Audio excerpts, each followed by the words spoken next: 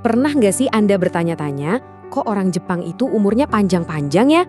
Nggak cuma panjang umur, tapi mereka juga tetap aktif dan sehat banget, bahkan sampai di atas 100 tahun. Nah ternyata mereka punya rahasia. Coba bayangin ya, di Jepang itu ada lebih dari 90.000 orang yang usianya sudah lewat 100 tahun. Kalau dihitung per kapita, nggak ada satu negara pun di dunia yang bisa ngalahin. Luar biasa kan? Dan coba deh kita lihat perbedaannya.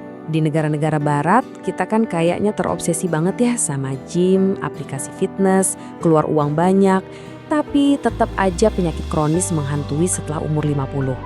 Sementara itu di Jepang, pendekatannya jauh lebih simpel, tapi hasilnya wow, jauh lebih efektif. Jadi apa sih rahasia mereka sebenarnya? Jawabannya itu bukan soal makanan super atau faktor genetik loh. Rahasianya justru tersembunyi di cara mereka bergerak setiap hari. Ya, dalam gerakan-gerakan sederhana yang sering banget kita anggap remeh.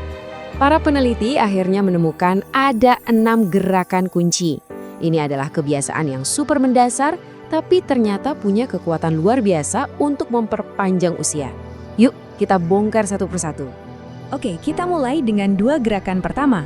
Fokusnya adalah pada aliran dan ritme, untuk bikin tubuh dan pikiran kita jadi lebih selaras.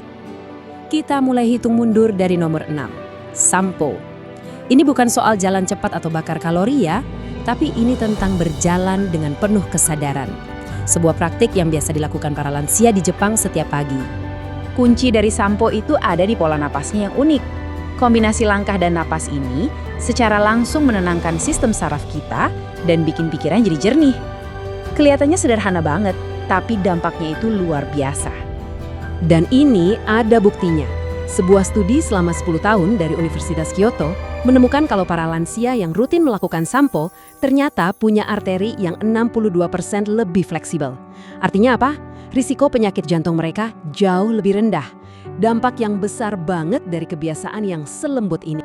Selanjutnya, di nomor 5 ada sebuah ritual nasional di Jepang. Namanya Radio Taiso.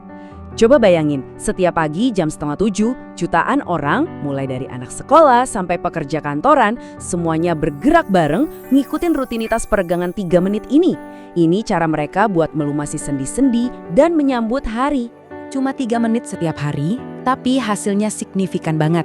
Praktek ini terbukti bisa mengurangi resiko jatuh sampai 40% dan meredakan sakit punggung kronis sampai 55%. Keren banget kan? Nah, sekarang kita pindah ke gerakan yang fungsinya membangun fondasi tubuh kita, kekuatan inti dan keseimbangan. 2 hal ini adalah kunci utama supaya kita bisa tetap mandiri dan gak gampang cedera seiring bertambahnya usia. Gerakan kita yang keempat ini sebenarnya bukan olahraga. Ini lebih tentang merebut kembali sesuatu yang udah hilang dari tubuh modern kita, yaitu kemampuan untuk istirahat dengan nyaman dalam posisi jongkok yang dalam. Dan tahu nggak penyebabnya apa?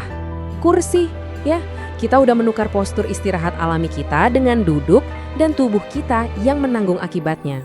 Di Jepang, di mana budaya duduk di lantai itu masih kuat, jongkok itu bukan latihan, tapi ya bagian dari hidup sehari-hari.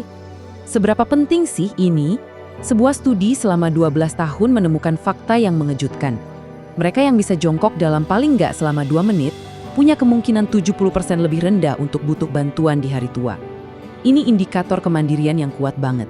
Di nomor 3, ada sesuatu yang sama dokter di Jepang itu diresepkan kayak obat, yaitu berdiri dengan satu kaki. Kedengarannya agak konyol ya? Tapi tunggu dulu, peneliti di Mayo Clinic sekarang setuju.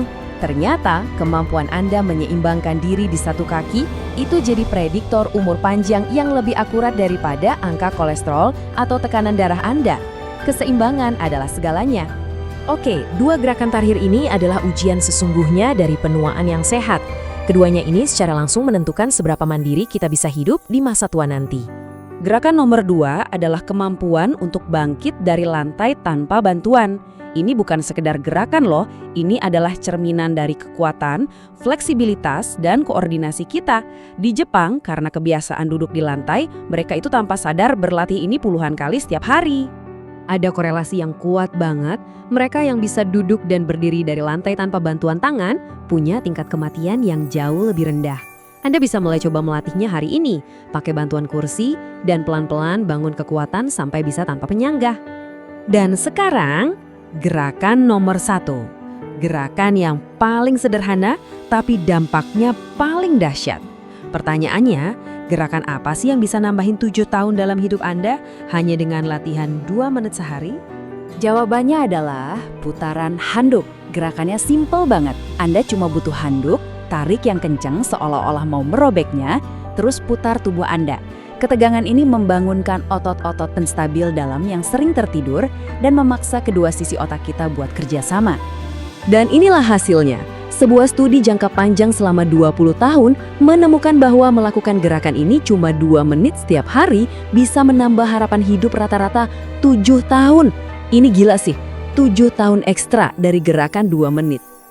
Oke, kita udah lihat semua gerakannya. Tapi rahasia sesungguhnya itu bukan cuma apa yang mereka lakukan, tapi kenapa gerakan-gerakan ini bisa begitu efektif. Semuanya itu kembali ke pola pikir.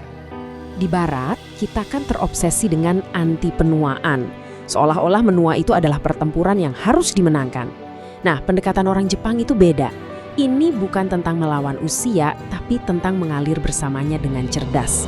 Bukan tentang latihan keras sampai keringetan, tapi tentang gerakan yang punya tujuan.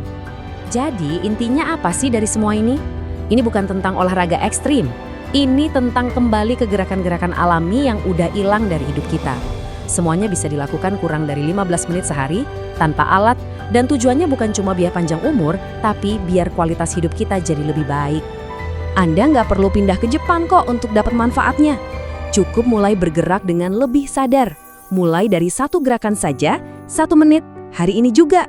Jadi, dari 6 gerakan tadi, mana nih yang mau Anda coba pertama kali?